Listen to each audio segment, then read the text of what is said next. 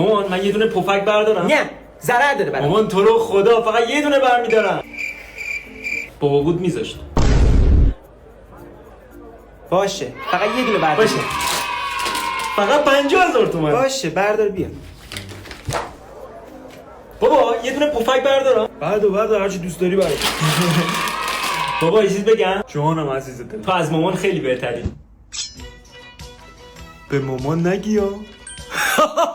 آجی من یه پفک برداشتم. نه پفک دوست ندارم، چیپس بردار. پفک خوبه. گفتم چیپس بردار. من نمیخرم ها. باشه داداش من یه پفک برداشتم. نه بر نداری، پول ندارم.